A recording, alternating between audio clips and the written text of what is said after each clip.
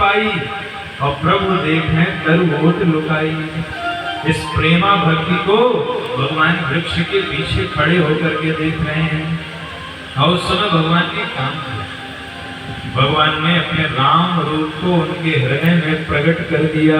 बोली श्याम रामचंद्र भगवान की। राम रूप को जैसे प्रकट किया, सुतीक्षण जी महाराज ऐसे हो गए, बिल्कुल शांत, समाधि लग गई, रोए ऐसे रोमांचित हो गए। गोस्वामी जी ने उदाहरण दिया जैसे कटहल में कांटे निकले होते हैं, ऐसे उनके शरीर के एक एक रोम रोमांचित हो गए।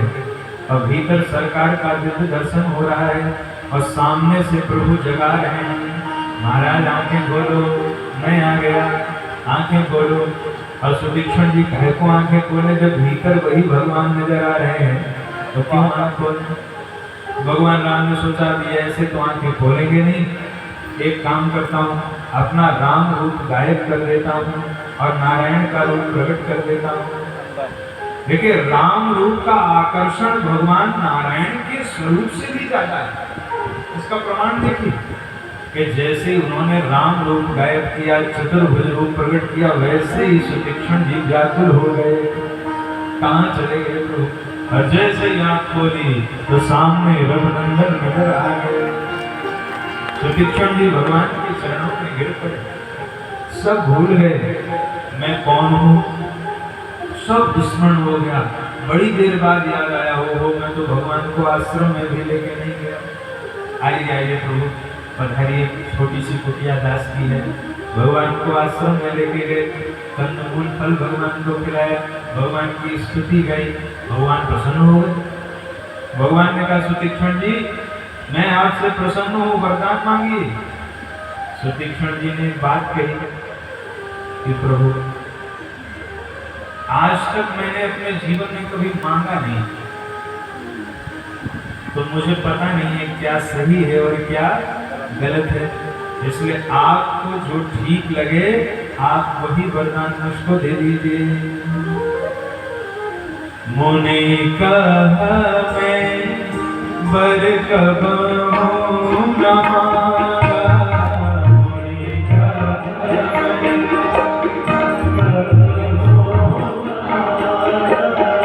समुझी न परे झूठ का साचा, समुझी न परे झूठ का तुम लागे धुराई,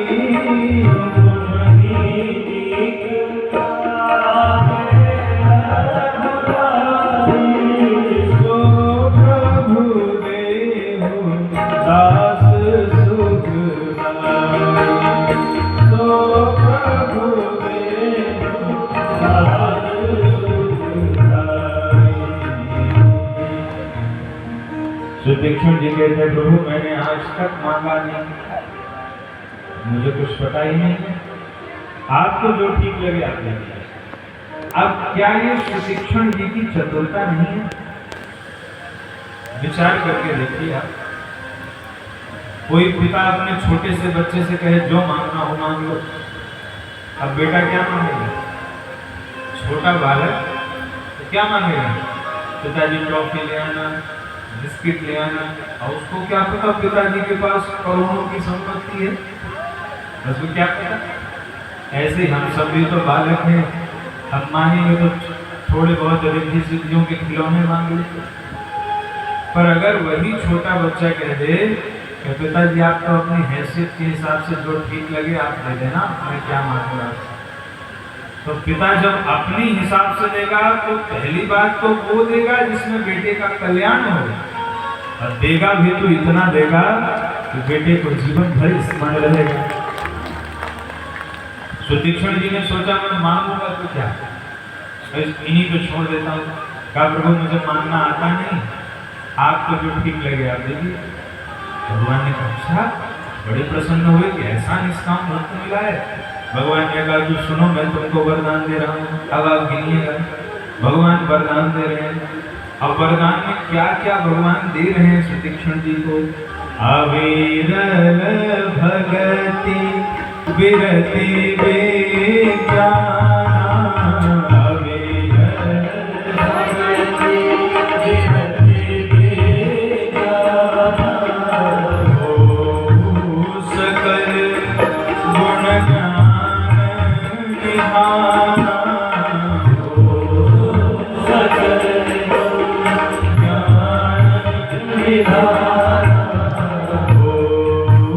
सकल गुण ज्ञान निधान, सकल गुण ज्ञान निधान।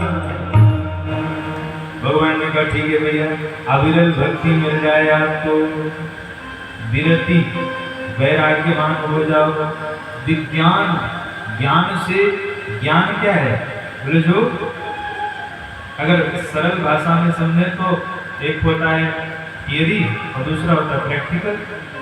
एक हम पढ़ते हैं और दूसरा प्रयोग करते हैं। जो पढ़ते हैं समझते हैं वो है ज्ञान, और जो प्रयोग करते हैं वो है विज्ञान। तो भगवान कह रहे हैं ज्ञान के भी निधान हो जाओ और विज्ञान के भी निधान हो जाओ, और विरति विवेक भक्ति सब तुम्हारे भीतर बसे। जब सब कुछ भगवान ने दे दिया तो सुतीक्षण जी ने बड़ी चालाकी दिखाई।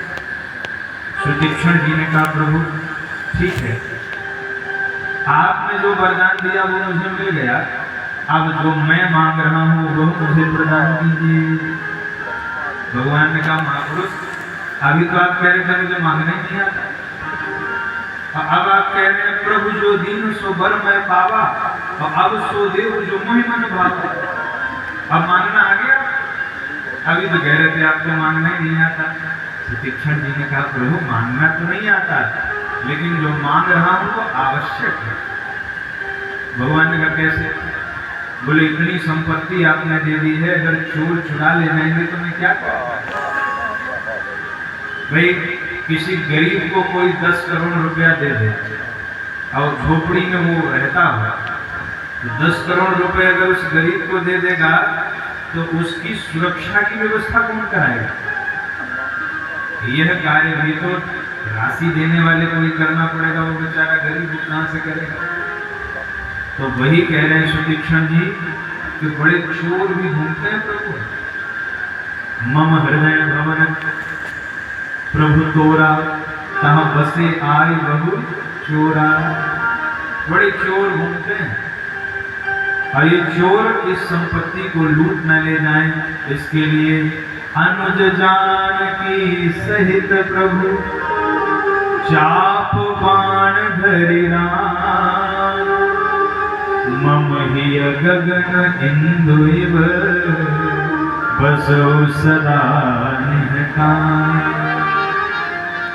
अब आपको चौकीदार बन करके इसकी रक्षा भी करनी होगी, इसलिए निष्काम भाव से आप मेरे हृदय में बैठ जाइए और अपने द्वारा दी हुई उस संपत्ति की रक्षा कीजिए। भगवान प्रसन्न हुए। सुतीक्षण जी ने कहा प्रभु एक बात पूछनी। भगवान ने कहा पूछो। बोले वो मेरे गुरु जी के यहाँ जाएंगे क्या? भगवान मुस्कुराए, हाँ बोले जाएंगे तो। अरे तो आप परेशान होंगे, 10 जगह पूछना पड़ेगा, मैं ले चलता हूँ आपको। और इसमें मेरा कोई निहोरा नहीं है, मानस के सब मेरा कोई निहोरा नहीं है, मैं कोई आप पर उपकार थोड़ी। अरे ठीक है मेरे गुरु जी हैं, मुझे भी शिवानी दर्शन हो जाएगा। भगवान राम लक्ष्मण इतनी जोर से हंसे मुनि की चतुराई सुन करके। भगवान ने कहा ठीक है महाराज चलो, आप चलो। अब सुतीक्षण जी आगे आगे, भगवान पीछे पीछे। भगवान श्री सीता रामचंद्र जी लक्ष्मण जी पीछे पीछे, वो सुतीक्षण जी आगे आगे। आइए प्रभु आइए, मैं रास्ता दिखाता हूँ। और ले करके गए और आश्रम के बाहर भगवान को रोक दिया। बोले प्रभु आप 5 मिनट नहीं रुके, मैं भीतर थोड़ा गुरु जी से बात करके आता। पहले भगवान चले जाते तो गुरु दक्षिणा कोई नहीं होती, इसलिए भगवान को रोका बाहर। सुतीक्षण जी गए भीतर। अगस्त जी ने देखा अगस्त जी ने कहा तो मेरी गुरुदक्षिणा पूर्ण किए बगैर आ गया। और उस समय अगस्त जी माला जप रहे थे। सुतीक्षण जी ने कहा आपका चेला हूँ गुरु जी, ऐसा वैसा समझ लिया क्या? अरे आपकी गुरुदक्षिणा पूरी करके आया हूँ, किसको लेके आया? तब सुतीक्षण जी बोल पड़े, नाथ कौशला देश कुमारा, नाथ कौशला देश कुमारा, आए मिलन जगत आधारा, आए मिलन जगत आधारा, आए मिलन जगत आधारा, आए मिलन जगत आधारा। कहा प्रभु सारे जगत के आधार भगवान रामचंद्र जी अपने भैया लक्ष्मण और अपनी धर्मपत्नी सीता जी के साथ में आश्रम के बाहर ही खड़े हुए हैं। दौड़ करके आए सुतीक्षण जी, भगवान को देखा तो पहले दौड़ के अगस्त जी आए, भगवान को देखा, भगवान से पहले अपने शिष्य को गले लगाया कि शिष्य हो तो तेरे जैसा हो, धन्य हो गया मैं तेरे जैसा शिष्य पाकर, तो भगवान को मेरे दरवाजे पर लेके आए। और उसके बाद भगवान राम आए, भगवान राम ने अगस्त जी के चरणों में प्रणाम किया। अगस्त जी ने भगवान को हृदय से लगा लिया, आश्रम के भीतर लेके आए। भगवान ने कहा गुरुदेव अब मुझे मंत्र दीजिए जिससे मैं निशाचरों का वध कर सकूं। अगस्त जी ने कहा मंत्र बाद में दूंगा, पहले वही वाला आशीर्वाद को जो चेला को लेके आए हो। भगवान ने कहा मैं सब देख रहा था यहाँ से, मेरे चेला को जो जो आशीर्वाद दिया है वो सारा आशीर्वाद मुझे चाहिए। भगवान ने उनको भी वही आशीर्वाद प्रदान किया है। और अगस्त जी ने कहा आप दंडक वन में जाइए, दंडक वन को पुनीत कीजिए, वहीं पावन पंचवटी है, वहां आप वास कीजिए, आगे की सारी योजनाएं अपने आप बन जाएंगी। भगवान वहां से पंचवटी आए हैं, गीतराज जटायु से भेंट हुई है और वहीं भगवान पर्णकुटी बना करके गोदावरी के तट पर वास कर रहे हैं। एक दिन भगवान ने लक्ष्मण जी को माया, ब्रह्म, जीव, जगत इसका ज्ञान कराया। और एक दिन घूमते घूमते रावण की बहन जिसका नाम था सूर्पनखा, उस सूर्पनखा घूमते घूमते आ गई। सूर्पनखा रावण के बहन,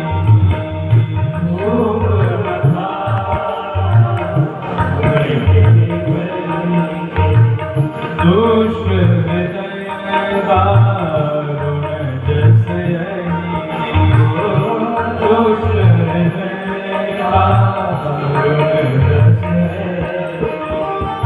पंचवटी सो गई एक बार, पंचवटी सो गई एक बार, देखी विकल भई जुगल कुमार, देखी विकल भई जुगल कुमार, जुगल कुमार, जुगल कुमार।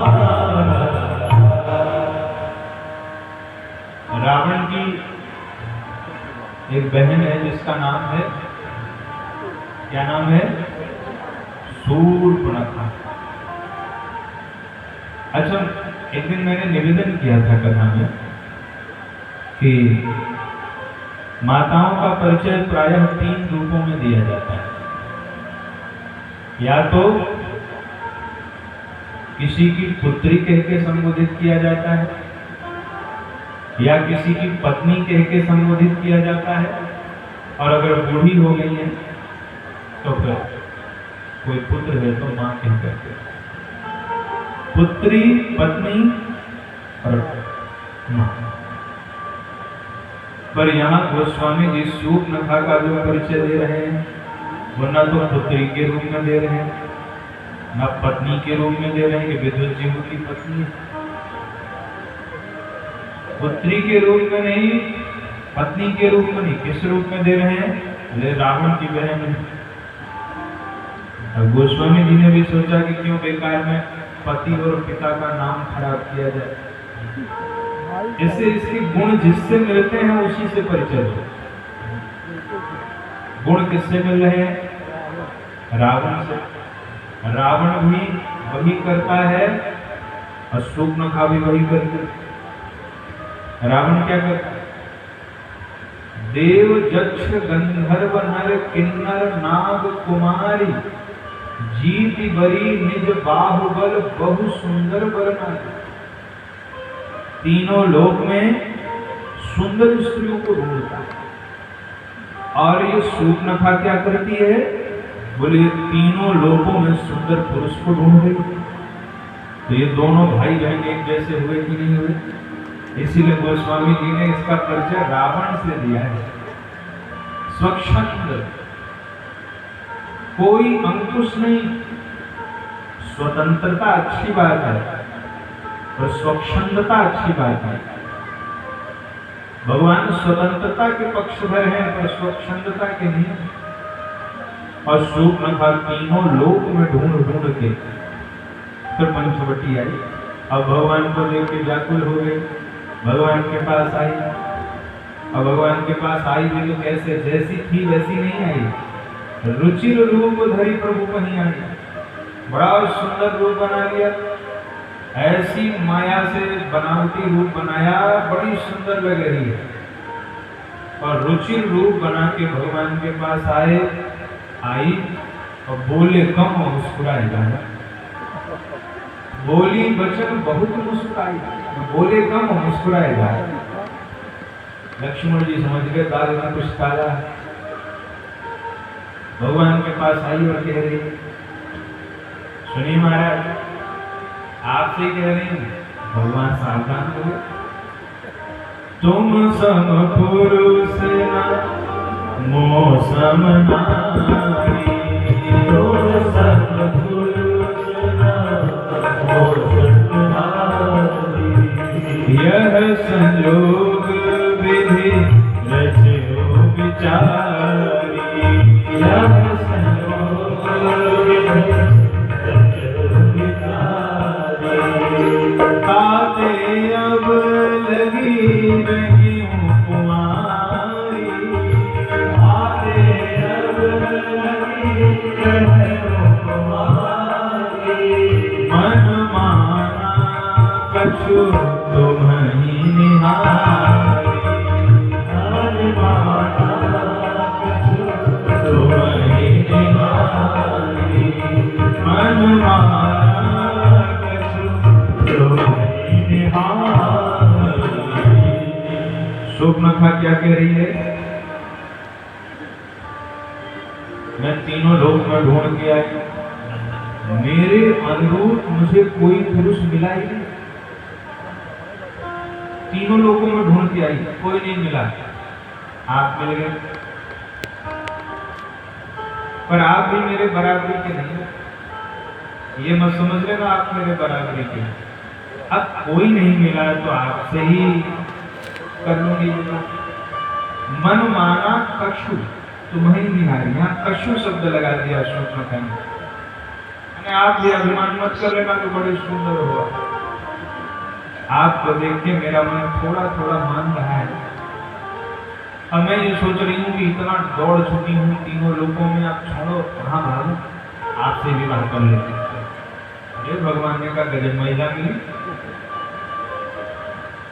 चीन न पहचान मैं तेरा मेहमान। बातचीत कुछ हुई नहीं हो, आगे कह रही है कि विवाह कर लो। अरे शूर्पणखा को लगा कि मेरा पक्ष कमजोर न हो जाए, इसलिए कह रही देखो हल्के में मत लेना मेरी बात। भगवान ने कहा क्यों? बोले क्योंकि जो मैं कह रही हूँ अपने मन से नहीं कह रही हूँ। अच्छा तो कैसे कह रही हैं आप?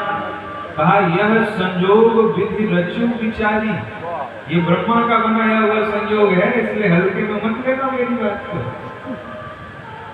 आप एक काम करिए, विवाह कर लिया, कोई बात नहीं, अब कितना ढूंढूं, थक गई हूं मैं, ठीक है आपसे। भगवान को बड़ी हंसी है। भगवान ने किशोरी जी की ओर देखा। किशोरी जी की ओर क्यों देखा? किशोरी जी की ओर इसलिए देखा कि किशोरी जी के सौंदर्य का 10वां हिस्सा भी नहीं है उसका, अब फिर भी इतनी बड़ी बड़ी बातें कर रही है, इसलिए भगवान ने देखा कि देखो देखो ये बन करके आई है। अच्छा, भगवान ने जो बनकर आई है उससे उसकी ओर देखा नहीं। क्यों नहीं देखा? क्योंकि ये है शोभनखा, ये वासना है, और वासना का प्रवेश हमारे जीवन में आंखों से ही होता है। अगर आंखें वासना की ओर दृष्टि न डालें तो वासना हमारे हृदय में नहीं जा सकती। इसीलिए भगवान ने कहा जो दर्शनीय है उसे देखो। तो दर्शनीय कौन है? दर्शनीय भक्ति है। इसलिए भगवान ने शूर्पणखा की ओर नहीं, भगवान ने सीता जी की ओर देखा। सीता जी की ओर देखकर भगवान वार्तालाप कर रहे हैं, और क्या कह रहे हैं? सीतहि चितहि कही प्रभु बाता, सीतहि चितहि कही प्रभु बाता, सीतहि चितहि कही प्रभु बाता, सीतहि चितहि कही प्रभु बाता। आहै कुंवर मोर रघुराता, आहै कुंवर मोर रघुराता, सीतहि चितहि कही प्रभु बाता, सीतहि चितहि कही प्रभु बाता। भगवान ने किसकी ओर देखा? किशोरी जी की ओर, और कहा क्या? अरे देवी, ये मेरा भैया कुंवारा है, इसी से जोड़ी बना तुम। मैं तो शादीशुदा हूँ, मेरी देवी ये सामने खड़ी है, ये मेरा भैया कुंवारा है, तो इसी के पास है। यहाँ चिंतकों ने, आलोचकों ने एक प्रश्न उठाया कि भगवान ने झूठ क्यों बोला? लक्ष्मण जी का विवाह हो चुका था, भगवान ने क्यों कहा कि लक्ष्मण कुमार है? देखिए, एक नीति है, सठे साठ्यम समाचरे, और जिस देश की जो भाषा हो उसी भाषा में तो बात करनी चाहिए कि नहीं? अब मान लो यहाँ हिंदी बोली जाती है, कोई अंग्रेजी में ही बोलने लगे तो समझ में आएगा, और जहाँ अंग्रेजी बोली जाती है वहाँ हिंदी में बोलो तो हमको हिंदी नहीं समझ में आएगी। इसलिए जिस देश की जैसी भाषा हो, अब भगवान को लगा कि शूर्पणखा विवाहिता होने पर भी अपने को कुमारी कह रही है, ताते अब लगी बहन कुमारी, और ये है विवाहिता, ये विवाहिता होकर भी अपने को कुमारी कह रही है, इसका मतलब हो सकता है इसके देश की भाषा ही यही हो कि विवाहिता स्त्री भी अपने को कुमारी कहती है। तो जैसे ये कुमारी है, ऐसे मेरा लक्ष्मण भी कुमार है। ये विवाहिता होने पर कुमारी कह रही है, तो लक्ष्मण भी इस नाते कुमारी होगा। पर भगवान का मूल उद्देश्य क्या था? देखो, गोस्वामी जी ने लिखा ना कि ये सर्पणी है। कौन है? इसका हृदय कैसा है? सर्पणी के समान। शूर्पणखा रावण के बहिनी, दुष्ट हृदय दारुण जस अहिनी। अहिनी माने सर्पणी। भगवान कहते हैं तू सर्पणी है, वो सर्पराज है। तू अहिनी है तो वो अहिराज है, शेषनाग है। इसलिए तेरी जोड़ी उसी से बनेगी, तेरा विष वही उतारेगा, तू उसी के पास जा। भगवान जोड़ी मिला के भेजते हैं ना, तो भगवान ने इसीलिए कहा कि तेरी जोड़ी ठीक रहेगी, तो तू सर्पणी के समान है, वो सर्पराज है, शेषनाग है। सारा बिस्तिरा उतारेंगे, जाओ उसी के पास जाओ। भगवान ने कह दिया और शूर्पणखा सही में चली है लक्ष्मण जी के पास। लक्ष्मण जी ने कहा गजब हो गया है, अगर ये काम के भाव से भी भगवान के शरण में आती तो मेरे प्रभु फिर भी इसे स्वीकार कर लेते, पर ये तो काम भाव से भी नहीं आ रही है, इसके अंदर तो वासना है। गोप्य कामो भयातंत्रः, भगवान ने तो काम भाव को भी स्वीकार किया है, पर इसके अंदर तो काम भाव अगर होता तो ये भगवान की ही शरण में रहती, मेरे पास क्यों आती। और जब लक्ष्मण जी के पास आई तो लक्ष्मण जी ने कहा सुंदरी सुनो मैं उन कर दासा। हे देवी सुंदरी, ये व्यंग्य है। लक्ष्मण जी जान सब रहे हैं कि सुंदरी नहीं है, कुरूप है, ये सुंदर वेश बनाई है, लेकिन व्यंग्य कर रहे हैं कि सुंदरी सुनो मैं उन कर दासा। हे सुंदरी, मैं तो दास हूं, अपराधीन हूं। अब तूने अपना जो परिचय दिया तो उसमें तूने बताया कि मैं तीनों लोकों में घूम चुकी, तो इतना समय मेरे पास नहीं कि मैं तुझे घुमाऊं। मैं तो सेवक ठहरा, दास ठहरा, इसलिए मैं तेरे योग्य नहीं रहूंगा। उन्हीं की शरण में जा। क्यों? उनकी शरण में क्यों जाऊं? यहाँ लक्ष्मण जी ने जो बात कही है वो विचारनीय है। लक्ष्मण जी कह रहे हैं प्रभु समर्थ, भगवान कौन है? प्रभु समर्थ को सलपुर राजा, प्रभु समर्थ को सलपुर राजा, प्रभु समर्थ को सलपुर राजा, प्रभु समर्थ को सलपुर राजा, प्रभु समर्थ को सलपुर राजा।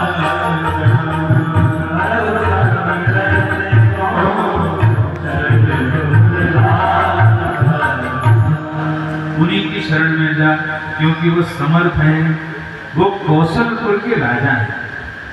और आप सब जानते हैं उस समय कौशल में बहु विवाह प्रथा प्रचलित थी। लक्ष्मण जी ने कौशलपुर राजा क्यों कहा? इसीलिए कहा कि ये भगवान हैं, ये एक दो नहीं, ये करोड़ों को भी स्वीकार कर सकते हैं, पर मैं जीव हूं, इसलिए मैं तुझे स्वीकार नहीं कर सकता। अगर तुझे कल्याण कराना है तो तू भगवान की शरण में जा।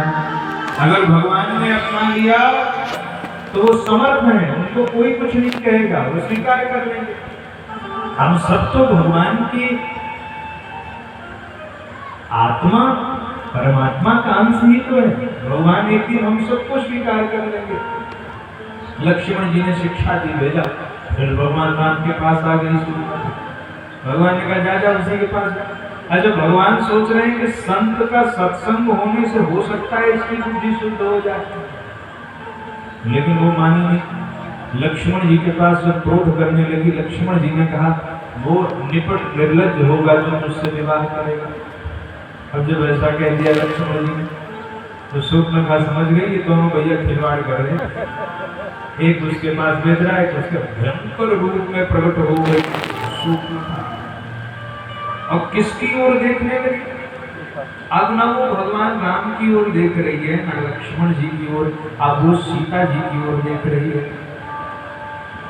इसी को खा जाऊं पकड़ के तो मजबूरी में इनको विवाह करना पड़ेगा, क्योंकि जलन भी हो रही थी उसको। वो कह तो रही थी मैं बड़ी सुंदर हूँ, पर जब वो किशोरी जी की ओर देखती थी तो सकुचा जाती थी कि मैं कहाँ से कहूँ कि मैं सुंदर हूँ, ये तो मुझसे 1000 गुने ज्यादा सुंदर है। शूर्पणखा ने सोचा इन्हीं को खाती, और जब सीता माता को खाने दौड़ी, भगवान राम ने लक्ष्मण जी को संकेत किया, लक्ष्मण जी भैया वेदना कभी अंगुरी खंडियका। लक्ष्मण जी का संकेत, भगवान राम का संकेत देखिए। भगवान ने लक्ष्मण जी को ये नहीं कहा कि इसके नाक कान काटना, भगवान ने केवल संकेत किया क्या संकेत किया? भगवान ने केवल इतना किया, इतना कहा, ऐसे और ऐसे। इतने में कोई सामान्य व्यक्ति समझ सकता है कि क्या कह रहे हैं, पर लक्ष्मण जी भगवान राम के इतने अंतरंग हैं। लक्ष्मण जी ने सोचा भैया 4 उंगली दिखा रहे हैं, 4 वेद होते हैं, वेद को श्रुति भी कहते हैं, और श्रुति माने होता है कान। ओहो, इसका कान काटना है, समझ गया भैया, समझ गया।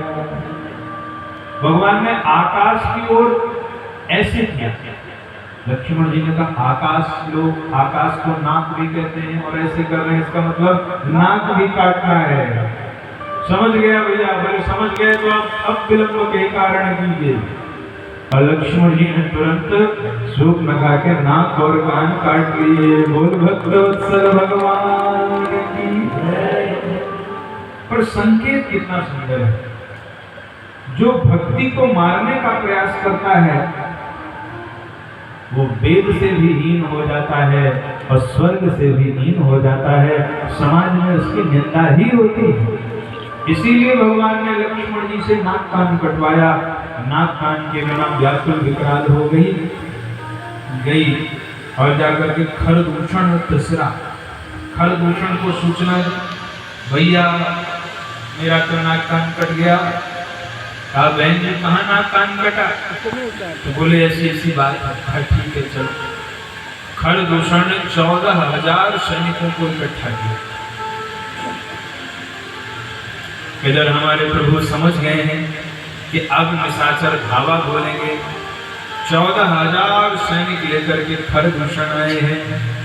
भगवान ने लक्ष्मण जी से कहा लक्ष्मण तुम जानकी जी को लेके किसी गिर कंदरा में चले जाओ, क्योंकि भयंकर राक्षसों का समुदाय आ रहा है और किशोरी जी के सामने मैं किसी निशाचर का वध नहीं कर पाऊंगा, इसलिए आप इनको लेके जाओ और अब मैं युद्ध करूंगा।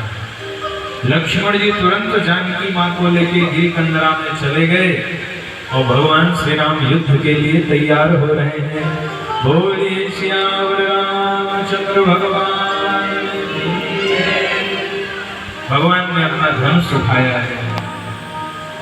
धनुष पर भगवान ने प्रत्यंचा चढ़ाई है।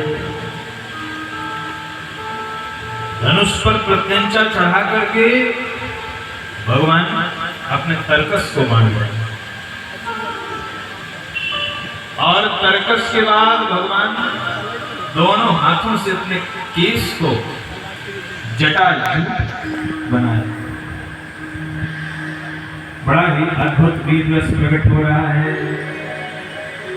भगवान युद्ध के लिए तैयार हो रहे हैं। सारे देवता आकाश में प्रकट होकर के फूलों की बरसात कर रहे हैं। बोले सियावर रामचंद्र भगवान जय। कोदंड कठिन चढ़ाई सिर जट जोट बांधत सोहब्यों। कोदंड कठिन चढ़ाई सिर जट जोट बांधत सोहब्यों। मरकत सैल भरत मेरी कोटि सो जुग भुजग। मरकत सैल भरत मेरी कोटि सो जुग भुजग। कठिन चढ़ाई सिर जट जूट बांधत सोहब्यों। भगवान धनुष पर प्रत्यंचा चढ़ा करके और दोनों हाथों से अपने जटाओं को बांधा। ऐसा लग रहा है मरकत सयल पर लड़त नामिनी कोटि सो जुग भुजग जो। ऐसा लग रहा है मानो मरकत मणि के पर्वत पर करोड़ों बिजलियों से 2 सर्प युद्ध कर रहे हैं। ये उपमा बड़ी जटिल है। मरकत मणि के पर्वत पर कि भगवान के शीश की उपमा दे। करोड़ों बिजलियों से, करोड़ों बिजली यहाँ पर क्या है? भगवान के जो करोड़ों केस हैं यही मानो बिजली के समान है, और भगवान की जो दोनों श्याम भुजाएं हैं यही मानो सर्प के समान है, जो करोड़ों बिजलियों से युद्ध कर रही हैं। आप कहेंगे महाराज बिजली तो सुनहले रंग की हुई और बाल काली हुई, उपमा कैसे सिद्ध हुई? देखिए, भगवान नित्य तिलक लगाते हैं। आज भी रामानंदी संप्रदाय के लोग तो तिलक लगाने के बाद जो बचता है तो संत उसको अपने बालों में ही लगा लेते हैं। तो 14 साल से बचे हुए तिलक को लगाते लगाते भगवान के बाल भी काले से सुनहले हो गए हैं, जो बिजली के समान प्रतीत हो रहे हैं। और उन्हीं केसों में भगवान के 2 हाथ मानो सर्प के समान है, जो करोड़ों बिजलियों से युद्ध कर रहे हैं। जटाओं का जूट भगवान ने बनाया, धनुष पर प्रत्यंचा चढ़ाई और भयंकर युद्ध हुआ। सारे देवता भयभीत हो रहे हैं, क्या होगा क्या होगा। अंत में भगवान ने ऐसा गांधर्व अस्त्र चला दिया कि सब एक दूसरे को राम रूप भी देखने लगे।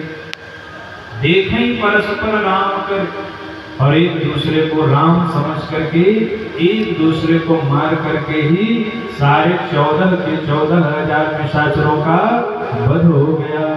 बोली भक्तवत्सल भगवान जय। भगवान ने सब राक्षसों का विनाश किया। शूर्पणखा, अब जब शूर्पणखा ने देखा धुआं देखी खरदूषण केरा, ये लिखा है धुआं, धुआं देखी मैंने विध्वंस।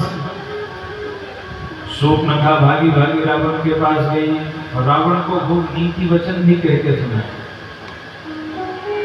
भैया करसिमान सोवस दिन राती, सुधि नहीं तब सिर पर आ राती। दिन रात मजरा मान करके सोते हुए तुमको पता भी है शत्रु तुम्हारे शीश पर घूम रहा है। अरे भाई किसने आपका ये हाल किया? तो पूरा परिचय दिया शूर्पणखा। रावण ने कहा बहन जी आप अभी तो जाओ, रात्रि में विचार किया। रात्रि में रावण ने विचार किया, खरदूषण मणि सम बलवंता, तिन्हीं को मारे बिनु भगवंता। खरदूषण तो मेरे ही समान बलवान थे, बिना भगवान के उनको कोई मार नहीं सकता। कहीं ऐसा तो नहीं भगवान का अवतार हो चुका है? मैं परीक्षा लेके देखूंगा, अगर भगवान हुए उनके बाणों से मैं भी अपने शरीर को छोड़कर परम धाम को चला जाऊंगा।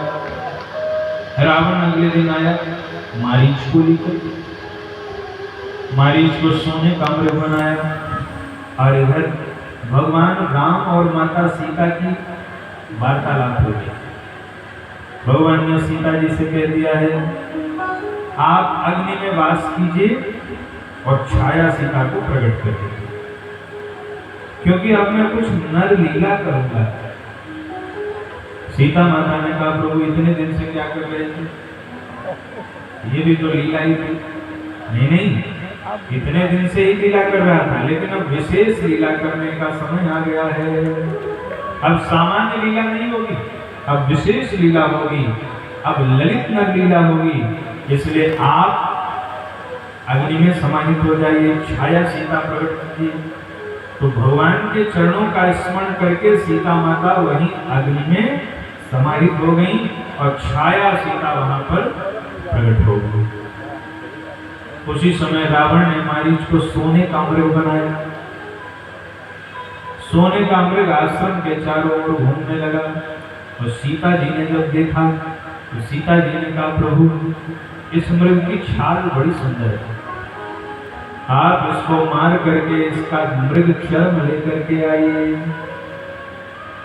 भगवान प्रिया का मनोरथ पूर्ण करने के लिए वहां से मृग के पीछे भाग चले। भगवान ने जब उस मृग को मारा तो उसने धीरे से कहा हा राम, और जोर से कहता है हा लक्ष्मण। अब हा लक्ष्मण की ध्वनि सीता जी को सुनाई। सीता माता ने कहा, लक्ष्मण जल्दी जाओ, तुम्हारे भैया के ऊपर कोई संकट आ गया। लक्ष्मण जी ने कहा, मां कैसी बात कर रही है? अरे जिनके भ्रकुटी के विलास मात्र से संसार का लय हो जाता है, क्या उनके ऊपर स्वप्न में भी कोई संकट आ सकता है? तो वहां लिखा है कि सीता माता ने कुछ कटु वचन कहे लक्ष्मण जी को, पर गोस्वामी जी की विचारधारा कुछ और।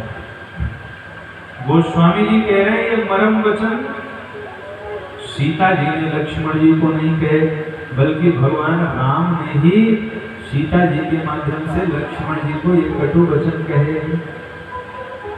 गोस्वामी जी ने लिखा है, मरम वचन जब सीता बोला। अब बोला लिखा, और सीता जी अगर कहती तो गोस्वामी जी क्या लिखते हैं? मरम वचन सीता जब बोली, मरम वचन सीता जब बोली, हरि प्रेरित लक्ष्मण मत बोली, हरि प्रेरित लक्ष्मण मत बोली, हरि प्रेरित लक्ष्मण। अगर सीता माता कहते तो गोस्वामी जी बोली लिखते, बोला न लिखते। यहाँ गोस्वामी जी ने लिखा है बोला। इसका मतलब किशोरी जी ने नहीं कहा, यह मरम वचन तो भगवान राम ने ही सीता जी के माध्यम से लक्ष्मण जी को कहे, वरना स्त्रीलिंग पुल्लिंग का बोध गोस्वामी जी को ना हो। कुछ लोगों ने तो चौपाइयों में संशोधन कर दिया, चौपाई में परिवर्तन कर दिया। बोले यहाँ पर ये चौपाई गीता प्रेस में गलत छापी है, तो क्या है? मरम वचन सीता जो बोली। हाँ भाई, इसके भाव को समझा जाए। मरम वचन सीता जब बोला, बोला मैंने सीता जी नहीं बोली, सीता जी के माध्यम से भगवान राम बोले। सीता जी ने तो मना कर दिया, प्रभु आपकी लीला हो या ना हो, मैं अपने देवर को कटु वचन नहीं कहूंगी। भगवान ने कहा, देवी जल्दी करो, रावण पीछे खड़ा है, अगर वो लक्ष्मण नहीं आएगा तो आपका हरण नहीं होगा, और आपका हरण नहीं होगा तो रावण का मरण नहीं होगा। हरण के लिए तो मैं तैयार हूं, पर देवर को कटु वचन नहीं बोल सकते। भगवान ने कहा, चलो आप नहीं बोलेंगे तो मैं ही आपके मुख से बोल रहा हूं। इसलिए गोस्वामी जी ने लिखा, मरम वचन सीता जब बोला। लक्ष्मण जी को कटु वचन कहे तो लक्ष्मण जी सीता मां के चारों तरफ एक रेखा खींचते हैं। चौमुदी रेख खचाई सा, बारह बार नाई पद सीसा। ये चौपाई पहले की प्रतियों में है, अब की प्रतियों में नहीं है। अब मंदोदरी जी जो कह रही है, रामानुज लघु रेख खचाई, सो नहीं नांगो असी मनुष्याई, यहां से सिद्ध होता है। लक्ष्मण जी ने रेखा खींची है, लक्ष्मण जी चले गए और इतने में रावण यति के वेश में आ गया। भिक्षा दे, भिक्षा दीजिए। सीता जी भिक्षा देने लगी। रावण ने कहा, इस रेखा के बाहर आकर भिक्षा दीजिए। सीता माता ने सोचा, रेखा को पार तो मैं नहीं कर सकती, मेरे देवर ने मना किया है। रावण ने कहा, तो मैं बिना भिक्षा लिए लौट जाऊंगा। सीता जी सोचने लगी, मेरे सूर्य वंश की परंपरा रही है कि आज तक रघुवंशी के दरबार से कोई खाली हाथ नहीं लौटा, और अगर प्रभु राम के दरबार से कोई खाली हाथ लौट जाएगा तो रघुवंश की वह परंपरा नष्ट हो जाएगी। इसलिए सीता जी कह रही हैं, आप ठहरिए महाराज, मैं आपको बाहर आके भिक्षा दूंगी। किसी ने किशोरी जी से कहा, आपके प्राण संकट में आ गए, तब क्या करेंगी आप? सीता माता ने विचार किया कि जिस धर्म के लिए मैं इस रेखा को लांघ रही हूं, वो धर्म ही जीवन पर्यंत मेरी रक्षा करेगा, ये मुझे विश्वास है। किशोरी जी ने उस रेखा को लांघा और जैसे ही रेखा को लांघा वैसे ही रावण ने अपना वास्तविक स्वरूप प्रकट किया। कम से कम इस बात के लिए तो रावण को भी धन्यवाद बनता है कि उसने साधु वेश का अपमान होने से बचा लिया। अगर संत के वेश में किशोरी जी का हरण करता तो साधु वेश का अपमान हो जाता। इसलिए आया तो साधु वेश में था, पर जब हरण करने का समय आया तो अपने वास्तविक रूप में आ गया। आध्यात्म रामायण में ऐसा वर्णन है कि मां सीता जहां खड़ी थी, रावण ने अपने हाथ से पृथ्वी को कुरेदते हुए और धरती के सहित जहां किशोरी जी खड़ी थी उनका स्पर्श नहीं कर रहा है, उनके पैर के नीचे की जमीन सहित उनको उठा करके पुष्पक विमान पर आरूढ़ कर लिया है। रावण चला पुष्पक विमान लेके और किशोरी जी विलाप कर, भगवान नहीं आए। रावण किशोरी जी को लेकर के जा रहा है और मां सीता रावण के उस पुष्पक विमान में विलाप कर रहे हैं। आज गए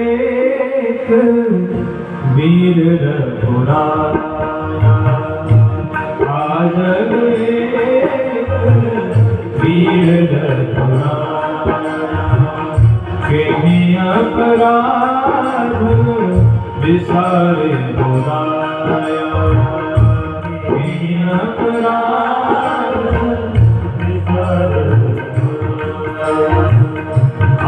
लक्ष्मण तुम्हारे नहीं दोषा, लक्ष्मण तुम्हारे सुफल पायो कीन्ही भरोसा, सुफल पायो कीन्ही भरोसा। रावण मां सीता को लेकर के जा रहा है, सीता माता विलाप कर रही हैं और किशोरी जी के विलाप को जटायु जी ने सुन लिया। किसने सुन लिया? जटायु जी। जटायु जी ने कहा, अरे ये तो रघुवंश की तिलक है, ये है नारी का सम्मान। गोस्वामी जी क्या कह रहे हैं, जटायु जी क्या कह रहे हैं, ये तो रघुकुल की तिलक सीता जी हैं। पूरे जटायु जी तुरंत और सांत्वना दी, सीते पुत्री जनिकरित्रासा, हे सीते पुत्री तू डर मत, करिहूं जात धान कर नासा, मैं इस निशाचर का वध कर दूंगा, तो डरना मत। रावण ने देखा ये कौन है, रावण को धमका रहा है, गरुड़ तो नहीं है, मैनाक पर्वत तो नहीं है। रावण सोच रहा है कौन हो सकता है, हिम्मत किसकी पड़ी तो मुझे धमका है। और तब तक जटायु जी नजदीक आ गए। रावण का, अरे ये तो बूढ़ा जटायु ही क्या करे, निकाली चंद्रहास कर।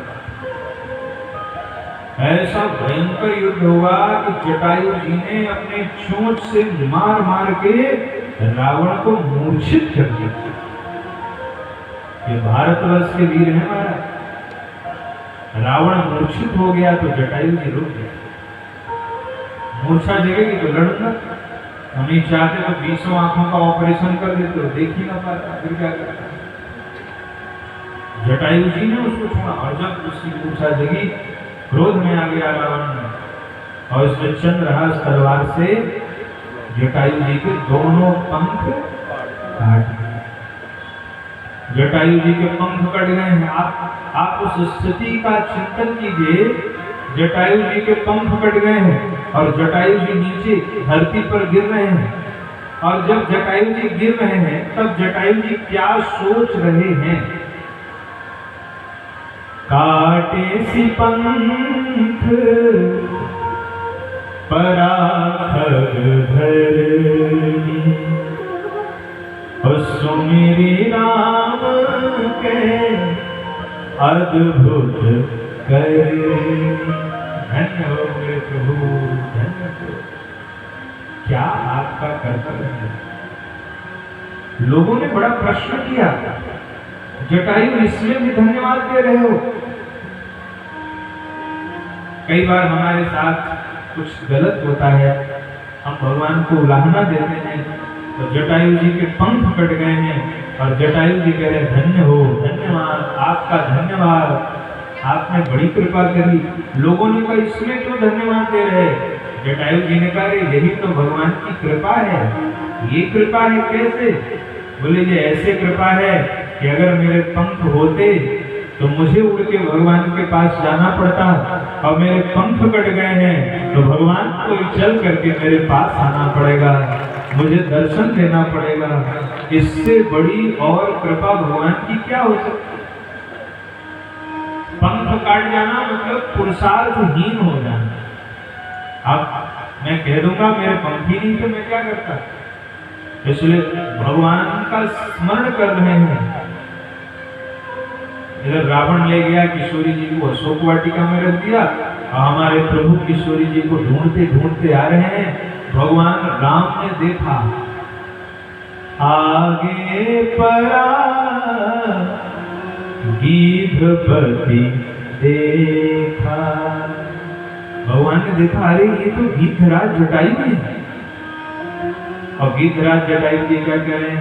सुमिरत राम चरण इन्हें रेखा। भगवान राम के चरणों की रेखाओं का चिंतन कर रहे हैं जटायु। कब? जब पंख कटे हुए हैं। भगवान राम दौड़ पड़े, दौड़ करके आए हैं भगवान, और जटायु जी को उठाकर अपने गोद में ले लिया। जटायु जी को अपने गोद में ले लिया और अपनी जटाओं को आगे करके भगवान अपनी जटाओं से जटायु जी के शरीर की धूल साफ कर रहे हैं।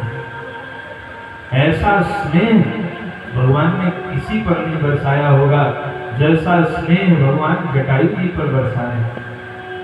भगवान की जटाएं बड़ी बड़ी हो गई हैं और बिखर गई हैं, क्योंकि किशोरी जी को ढूंढ रहे हैं। तो किशोरी जी को ढूंढने में भगवान की जटाएं बिखर गई हैं, और उन्हीं बिखरी हुई जटाओं को आगे करके भगवान जटायु जी की धूल साफ कर रहे हैं।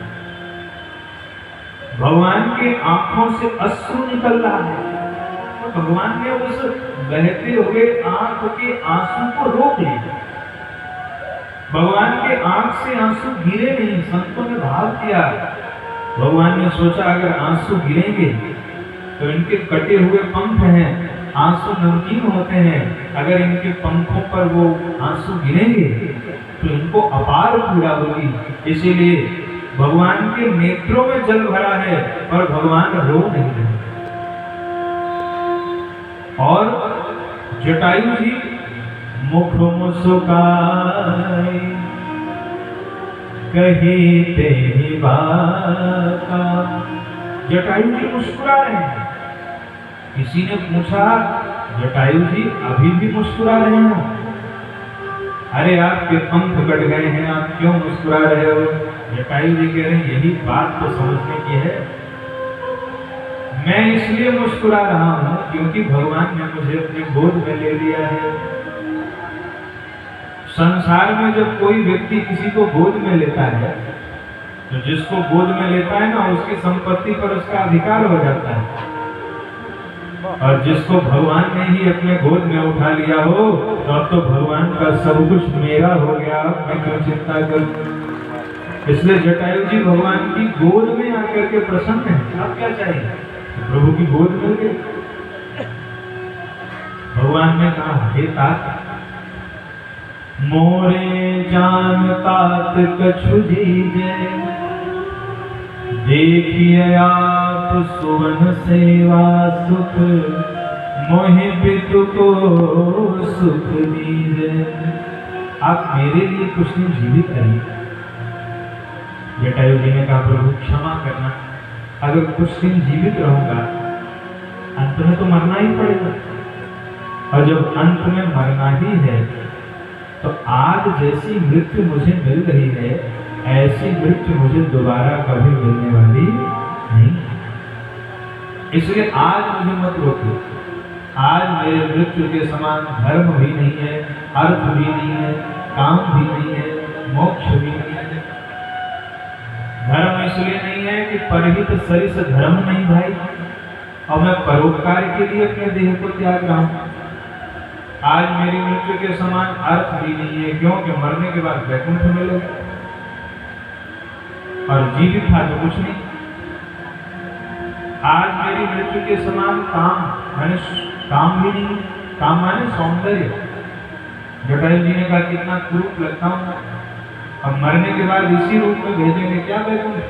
अरे कहा नहीं, मरने के बाद तो तुम मेरे रूप को प्राप्त हो जाओगे। तो कहा बस मरने के बाद आपका रूप मिल जाएगा, तो मेरी मृत्यु के समान काम भी नहीं है। और रही बात मोक्ष की, तो सगुण उपासक मोक्ष न लेहि, सगुण उपासक मोक्ष न लेहि। दिन कह राम भगति निज देहि, दिन कह राम भगति निज देहि,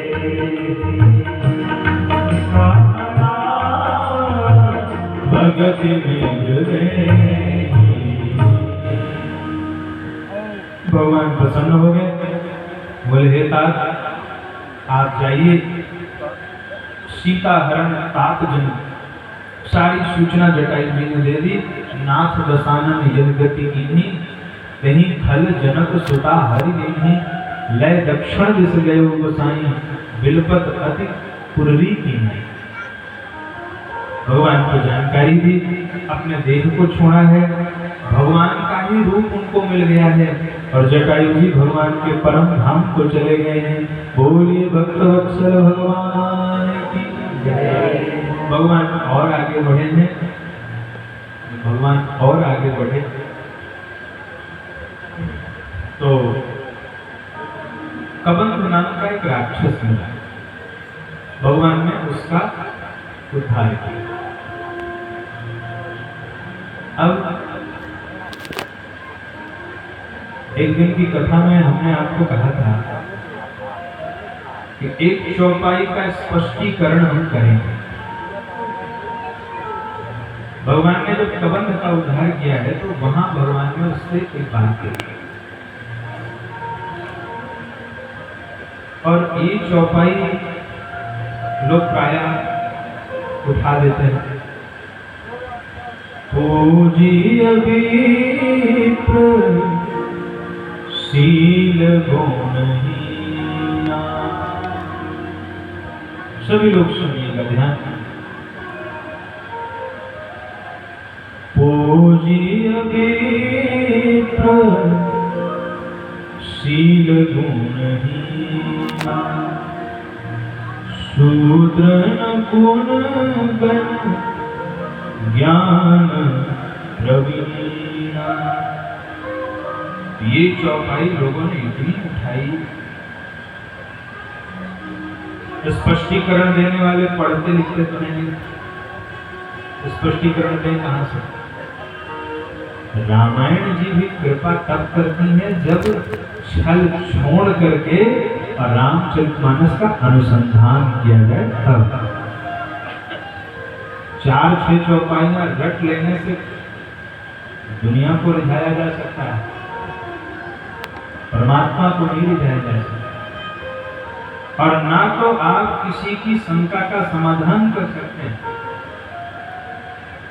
आपसे मैं कह रहा हूं कि जिन्होंने भी ये चौपाई कोट करी, चाहे व्हाट्सएप पर भेजा, चाहे फेसबुक पर भेजा, लॉकडाउन के दौरान हर एक मोबाइल में भेजा, हर वर्ग के लोगों ने इसका दुरुपयोग किया, चाहे ब्राह्मण हो या चतुर्थ वर्ण, सब ने। कोई कह रहा है रामायण में ऐसा लिखा है कि भैया तुम कितने ही पढ़े लिखे हो, तुम्हारी पूजा नहीं होगी, और ब्राह्मण कैसा ही हो उसकी पूजा होगी। जिन्होंने भी ये चौपाई भेजी है, मैं विश्वास से कह रहा हूं, मैं 99% को ये पता नहीं होगा ये चौपाई किसने कही है, कब कही है, किससे कही है और क्यों कही? आप एक बात बताइए, क्या बिना संदर्भ प्रसंग के आप कोई सिद्धांत मान रहे हैं? आपको समझना पड़ेगा, किसी व्यक्ति ने अगर कुछ कहा तो क्यों कहा, किससे कहा, कब कहा? और ये वही भगवान नाम है जो कबंध का उद्धार करके सीधे कहां पहुंचने वाले हैं? सबरी मैया के आश्रम में। और यही भगवान नाम क्या कहेंगे वहां जाकर के? हे सबरी, मैं जाति पाति के रिश्ते को मानता ही नहीं हूं। कह रघुपति सुनो भामिनी बाता, मानहु एक भगति करनाता। ये वही भगवान कह रहे हैं, कबंध का उद्धार करते समय जो ये कह रहे थे, पूज्य विप्रशील गुणहीना, वो भगवान कुछ शेर में कह रहे हैं, मानव एक भगति करनाता। और आप सब लोग राम कथा के बारे में एक बात तो आपने सुनी होगी, रामो द्विर न भाषते। भगवान राम कभी दो बातें नहीं कहते, भगवान राम कभी दो बाण नहीं चलाते। एक बाण से काम होता है और एक वचन से काम होता है। तो वो भगवान राम यहां दो प्रकार की बातें क्यों कह रहे हैं, ये समझने की आवश्यकता है। देखिए, इसका स्पष्टीकरण हम ले आपको। एक गंधर्व था, ये कबंध नाम का जो राक्षस है, ये पूर्व जन्म में गंधर्व था। तो एक काम क्या करता था, बोले देवराज इंद्र के दरबार में गीत गाने का काम करता था। गंधर्व तो गीत ही गाते, पर ये कहाँ गीत गाता था? इंद्र के दरबार में। इसीलिए भगवान ने कहा, सुनो गंधर्व कहूं मैं तो ही। तो एक बार क्या हुआ, ये गीत गा रहा था, उसी